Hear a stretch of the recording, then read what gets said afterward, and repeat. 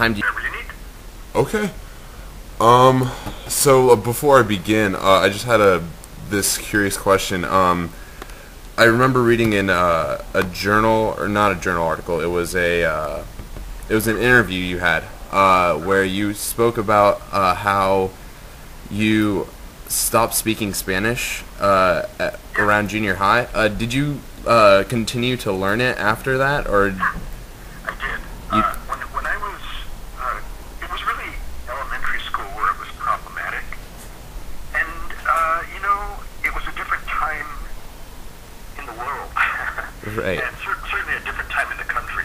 This would have been the 1950s. Yes. And when I got to first grade, we were, in essence, told, and we were right on the border, where everybody was struggling with language. Right. But we shouldn't speak Spanish, and I'm sure I said this in the interview. And in fact, we were swatted for speaking Spanish, so it becomes a difficult issue.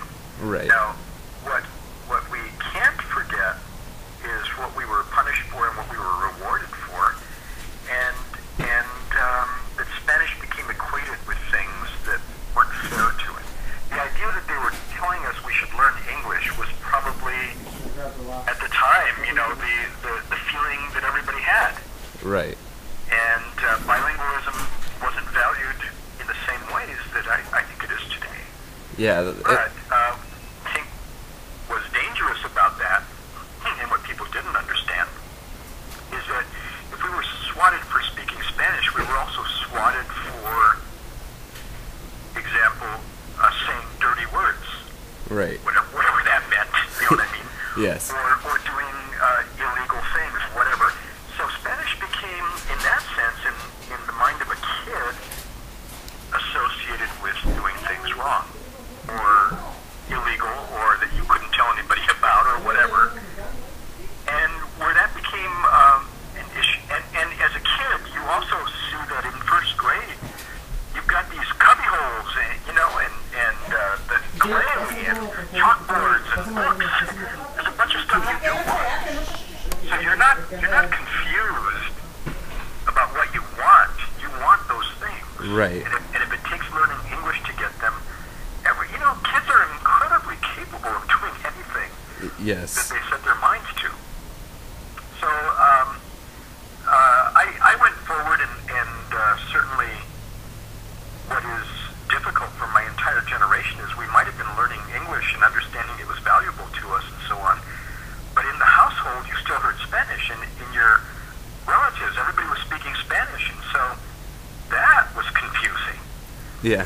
Because they weren't learning English the same way you were, even though they were telling you to learn English. So it was a bit of a contradiction then with school and house. It seemed like a contradiction to a kid. Yes. Certainly. And so I think by the time I was in end of elementary school, junior high school for sure, I couldn't speak Spanish. That's what I always say. And it's not true that I couldn't speak it. It's that I had learned not to. Oh, okay. And I think there's a big difference. Yes, there is. I had learned not to, and so that's the same as not being able to. If you've got a psychological block there Yes. that prohibits that, or you feel bad if you're speaking it, or whatever. And it wasn't until later years in high school, but certainly by college, that I was relearning not the language, but my attitude toward it. Right. And so, I kept learning it, but how I learned it is kind of mysterious, and how I felt about it is kind of weird.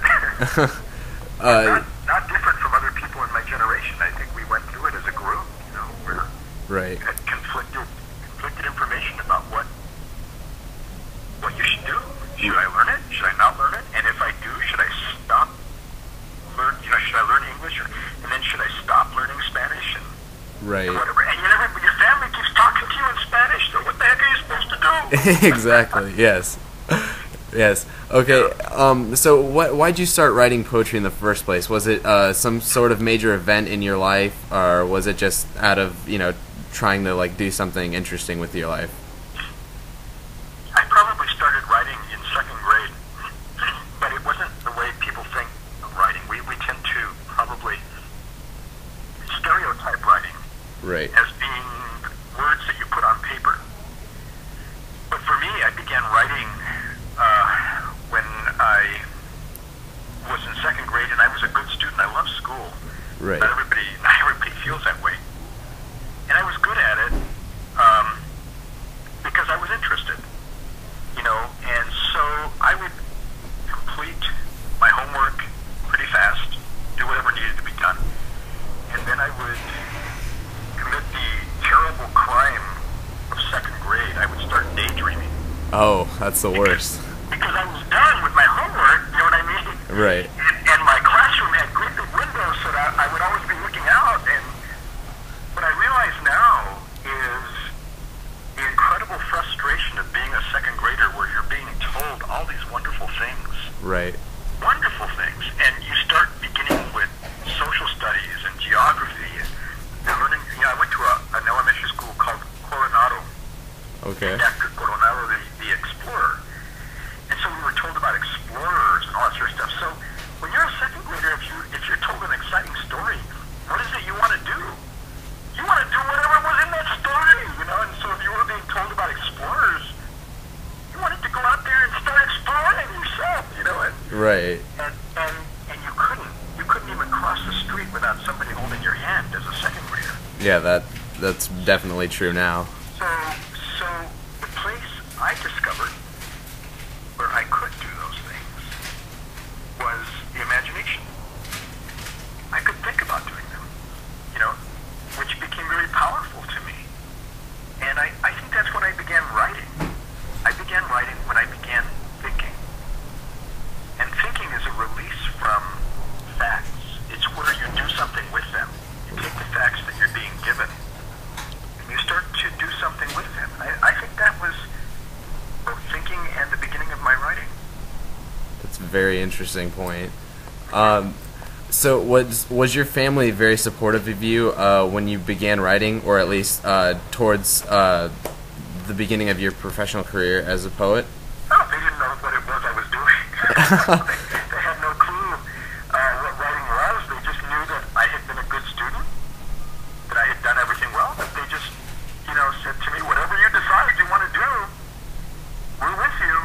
But they didn't know how to think about what I was doing. They didn't, you can say you're a writer, you can say you're doing this, but remember at the beginning of your career, you don't have any books, you don't have publications, you don't have the hallmarks of what would make you a writer. So that's true. You can say that, but they're going to laugh at you. They can't help it. You aren't the writer you're going to be yet.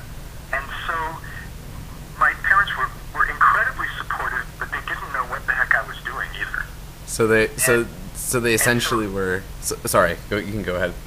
No, and so they gave me the support I needed, in fact, in some very touching ways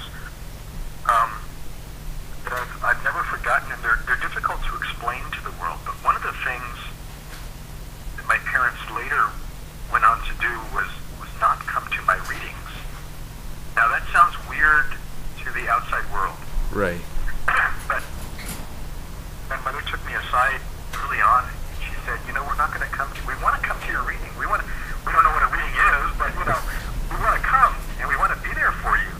She said, but we're not going to come. And she said, and the reason we're not going to come is so that you can say whatever you need to say.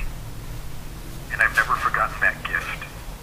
Because as a writer, you're going to say a lot of things that are acts of the imagination. Right.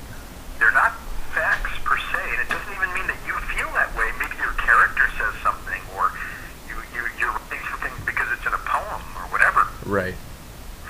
But you need the freedom to be able to say whatever needs to be said. And that isn't always what you want, or even what you believe necessarily. Like creating fiction. Very true. And I've never forgotten the incredible gift my parents gave me. They did come to readings later on, and it's not like they boycotted me or something. Right. But